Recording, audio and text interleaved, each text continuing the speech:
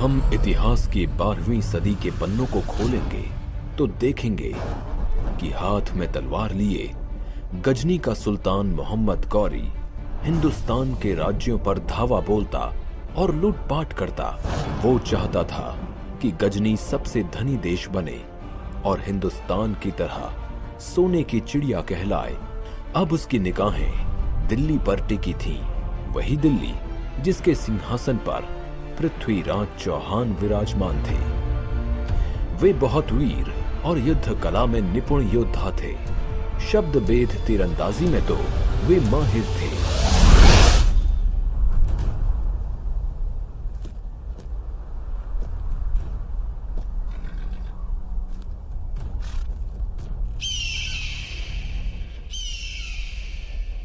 हमने बड़े से बड़े राज्यों को जीता है, लेकिन जितना खजाना दिल्ली में है उतना कहीं और नहीं।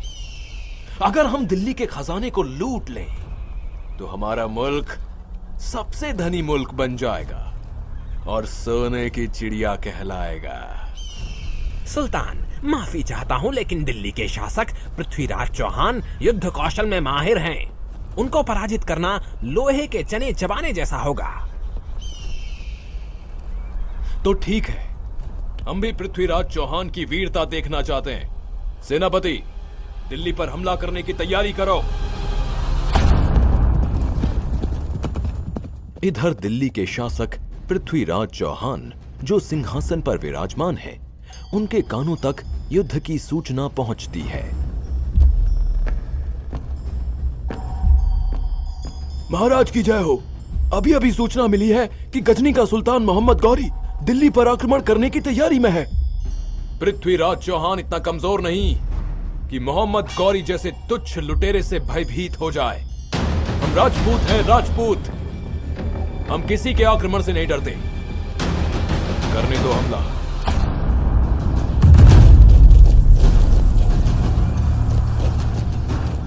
जोश में गौरी दिल्ली पर हमला बोल देता है।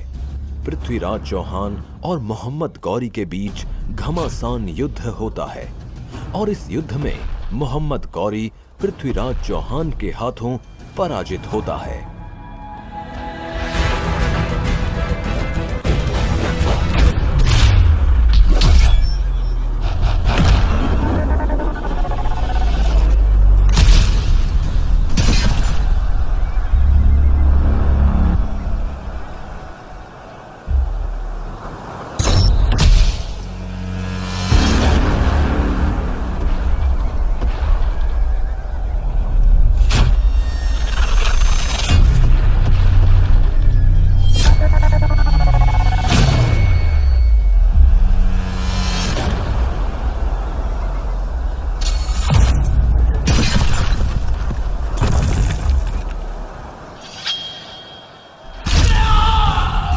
अब बंदी बना गौरी पृथ्वीराज चौहान के सामने सिर झुकाए माफी की भीख मांगता है। पृथ्वीराज, मैंने दिल्ली पर आक्रमण करने की जो गुस्ताखी की, उसके लिए मुझे माफी दो। कहते हैं कि हिंदुस्तान के सुल्तान दुश्मनों को भी माफ करने का हृदय रखते हैं। तुमने ठीक सुना है। हम निहत्थे पर वार नहीं करते, चाहे वो हमारा शत्रु ही क्यों ना हो।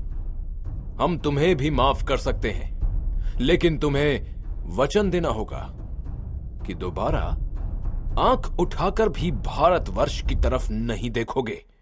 खुदा की कसम सुल्तान, खुदा की कसम, मैं भारत को कभी हानि नहीं पहुंचाऊंगा। महाराज, वैसे तो मैं राजकवि हूं, फिर भी मुझे लगता है कि गौरी को क्षमा नहीं बल्कि मृत्यु दंड देना चाहिए। मृत्यु दंड। चंद्र बरदाई, आप राजकवि के साथ साथ हमारे मित्र भी हैं। हम आपके सुझाव का सम्मान करते हैं, लेकिन अपनी गलती सुधारने के लिए हर किसी को एक मौका तो मिलना ही चाहिए। इस तरह क्षमा दान पाकर मोहम्मद गौरी गजनी वापस लौट आता है, लेकिन वो अब भी अपनी हरकतों से बाज नहीं आता। वो दिल्ली के खजाने को पाने के लिए षड्यंत्र पर षड्यंत्र रचता रहता है। पृथ्वीराज चौहान से ईर्ष्या करने वाले सिर्फ मोहम्मद गौरी जैसे विदेशी मुल्क के सुल्तान ही नहीं, बल्कि हिंदुस्तान के राज्यों के सम्राट भी थे। कन्नौज के राजा जयचंद पृथ्वीराज की ख्याति देखकर उनसे ईर्ष्या करते और उनका अपमान करने का अवसर ढूंढते रहते थे। हम चाहते हैं कि हम अपनी पुत्री संयोगिता के स्वयंवर का आयोजन करें। उस स्वयंवर में पृथ्वीराज चौहान को छोड़कर भारत के सभी सम्राटों को निमंत्रण दिया जाए। जब संयोगिता को इस बारे में पता चलता है तो वे अपने पिता के पास जाती हैं। पिताश्री, मैं दिल्ली के शासक पृथ्वीराज चौहान को अपना वर मान चुकी हूँ, अतः उन्हें स्वयंवर में आमंत्रित करना होगा। असंभव, ऐसा कभी नहीं हो सकता, कभी नहीं। मैं अपने शत्रु के साथ तुम्हारा विवाह कभी स्वीकार नहीं करूंगा। पिता से अस्वीकृति मिलने पर संयोगिता ने गुप्तवश सखी के पति के हाथों पृथ्वीराज चौहान को प्रेम प्रस्ताव के साथ स्वयंवर में आने का निमंत्रण पत्र भिजवा दिया। महाराज की जय हो। कन्नौज की राजकुमारी संयोगिता ने अपने स्वयंवर हेतु आपको निमंत्रण पत्र भेजा है। जाकर राजकुमारी संयोगिता को सूचित कर दो कि हम अवश्य आएंगे। इधर स्वयंवर की धूमधाम से तैयारी हो रही है। इस स्वयंवर में पृथ्वीराज चौहान का एक पुतला बनाकर द्वार पर खड़ा कर दो, ताकि सब जान सकें कि पृथ्वीराज चौहान हमारा द्वारपाल है।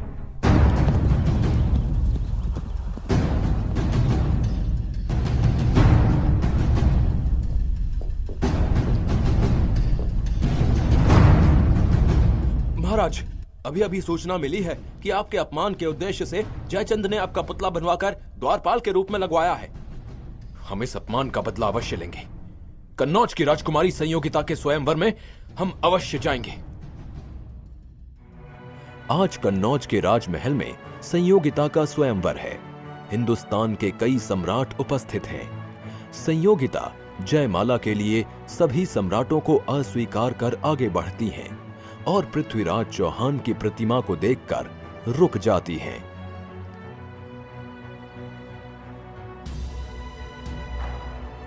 ये प्रतिमा तो मेरे पृथ्वीराज चौहान की है, जिन्हें मैं अपने वर के रूप में स्वीकार कर चुकी हूँ।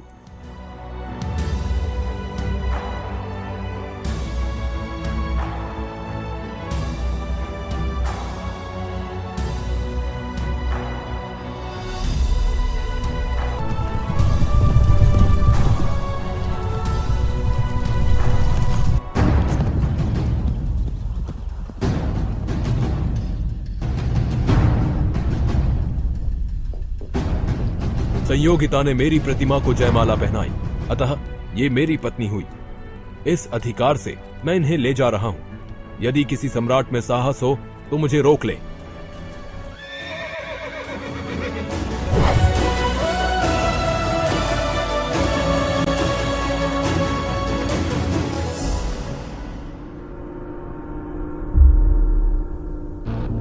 पृथ्वीराज चौहान ने भरी सभा में हमारा अपमान करके अच्छा नहीं किया। इस अपमान का बदला हम बड़ी से बड़ी कीमत चुकाकर भी लेंगे। क्षमा करें महाराज, लेकिन हम अकेले पृथ्वीराज चौहान का सामना नहीं कर सकते। एक ऐसा व्यक्ति है जो हमारी सहायता कर सकता है। वो है गजनी का सुल्तान मोहम्मद गौरी। मैं गौरी के साथ संधि कर पृथ्वीराज चौहान को नष्ट कर दूंगा और दिल्ली का शासक बन जाऊंगा। मंत्री जी, शीघ्र ही हमारा संधि का प्रस्ताव गौरी तक पहुंचाइए। संधि प्रस्ताव लेकर जयचंद का दूत गजनी के सुल्तान मोहम्मद गौरी के पास जाता है।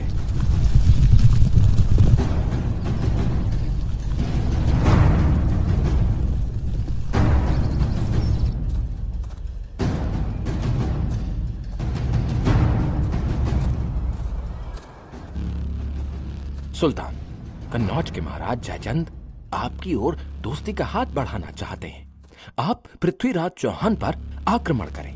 हमारी सेना आपके साथ है, सारी दौलत आपकी होगी और दिल्ली का सिंहासन महाराज जयचंद का।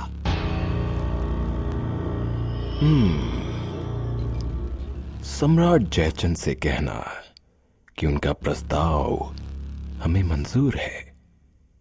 वो दिल्ली कूच की तैयारी करें।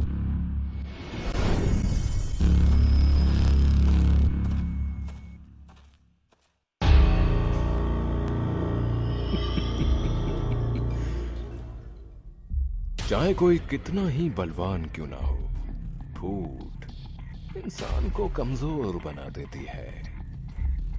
इनकी आपसी फूट का मैं पूरा फायदा उठाऊंगा। पृथ्वीराज को पराजित कर दिल्ली की सारी दौलत मेरी हो जाएगी, मेरी।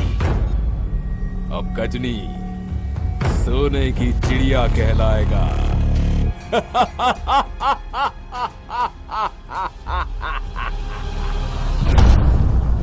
अत्यंत विशाल सेना के साथ जयचंद और गौरी मिलकर दिल्ली पर आक्रमण कर देते हैं। उनकी विशाल सेना ऐसे लग रही थी मानो वो दिल्ली को निगल जाएगी। महाराज, सूचना मिली है कि कन्नौज के राजा जयचंद से संधि कर गौरी ने दिल्ली पर हमला बोल दिया है। क्या? जयचंद ने गौरी से संधि कर ली? हम बाहर के दुश्मन को तो एक बार माफ कर सकते हैं, लेकिन देशद्रोही को नहीं। सैनिकों, युद्ध के लिए तैयार हो जाओ।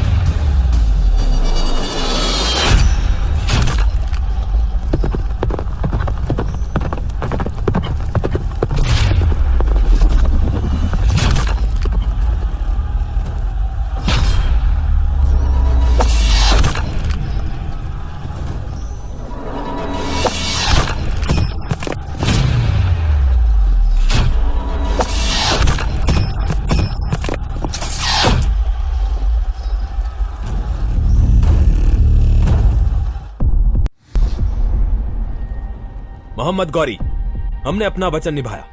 अब तुम भी हमें दिल्ली का शासक बनाकर अपना वचन पूरा करो। जयचंद, तुम्हारी सहायता के बिना तो पृथ्वीराज चौहान को हराना संभव ही नहीं था। तुम्हें तो जरूर इनाम दिया जाएगा। सैनिकों, इस गद्दार जयचंद को बंदी बना लो।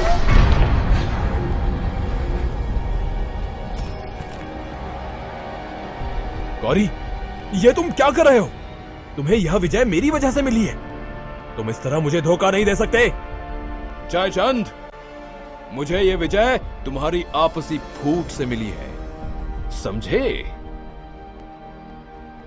जो अपने मुल्क से गद्दारी कर सकता है वो हमारे साथ भी गद्दारी करने से पीछे नहीं हटेगा। सैनिकों, इसकी गर्दन काटकर बीच चौराहे पर लटका दो और लिखकर टांग दो, गद्दार जयचंद।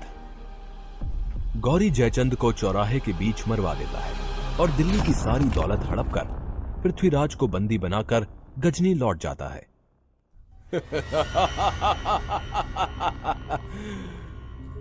दिल्ली का सम्राट पृथ्वीराज चौहान आज हमारे सामने जंजीरों में जकड़ा बंदी बनकर खड़ा है।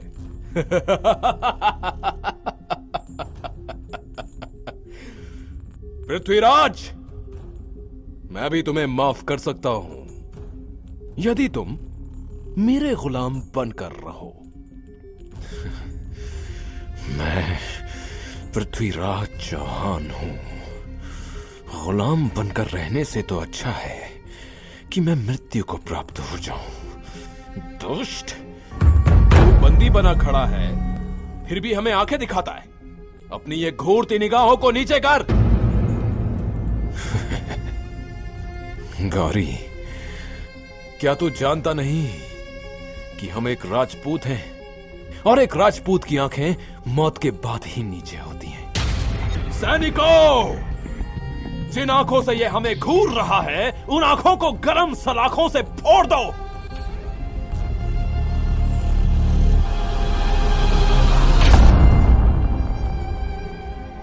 हम इसे इतनी आसानी से मृत्यु दंड नहीं देंगे। इसे बंदी गृह में डाल दो। इधर दिल्ली में पृथ्वीराज के राजकवि चंद बरदाई अपने सम्राट की दुख भरी खबर सुनकर चिंतित होते हैं। मैं अपने मित्र को मरने नहीं दूंगा। मैं उनकी जीवन रक्षा के लिए गजनी जाऊंगा।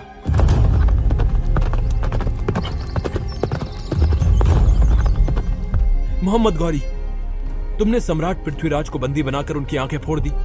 क्या तुम भूल गए कि इसी पृथ्वीराज ने तुम्हें 16 बार माफी की भीख दी थी? भीख। सैनिकों, बंदी बनाकर इसे भी इसके मित्र के साथ बंदी गृह में डाल दो।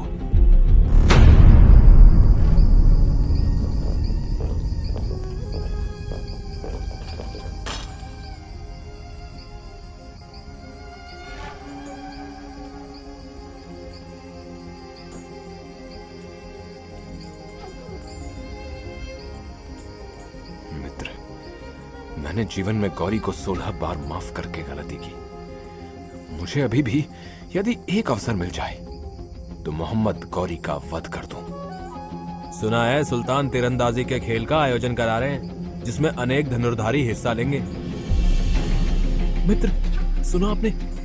गौरी ने तीरंदाजी खेल का आयोजन किया है जिसमें आप भी हिस्सा लेकर शब्दभेद धनुर्विद्या से गौरी का वध कर सकते हैं। हमें यह अच्छा मौका छोड़ना नहीं चाहिए।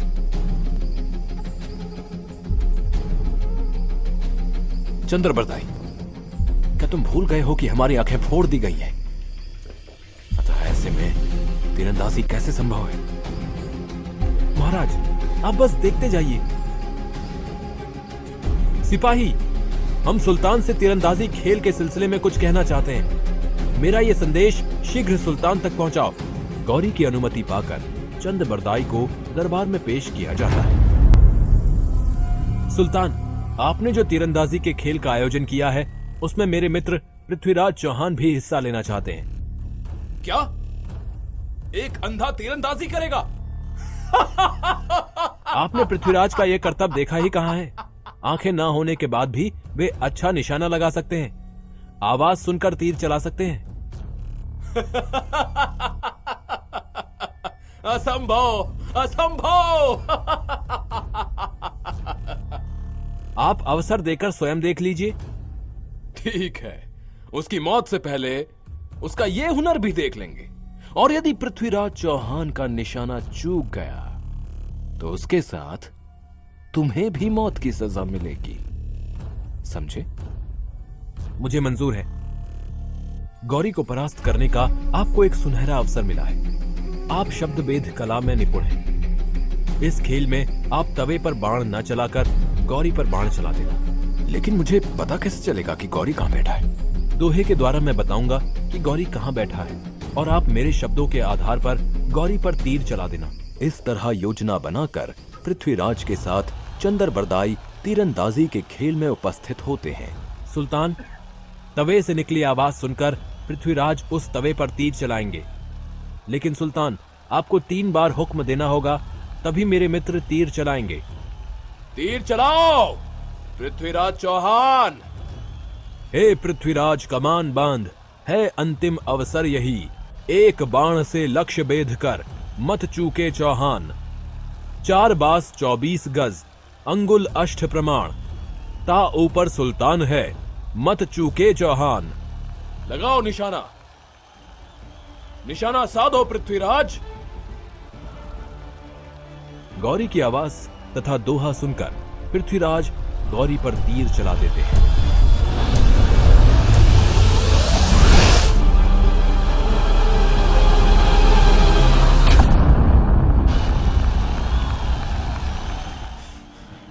मैंने अपने अपमान का बदला ले लिया चंद्रबरदाई, मैंने अपने अपमान का बदला ले लिया।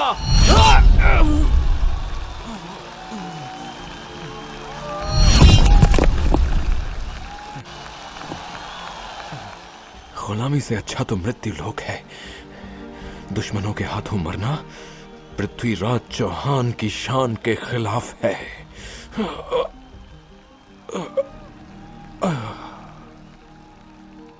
पृथ्वीराज चौहान और चंद्रबरदाई ने योजना बनाई थी कि गौरी को मारने के बाद अपने स्वाभिमान की रक्षा हेतु हम अपने प्राण त्याग देंगे। अतः दोनों ने एक दूसरे का वध कर दिया।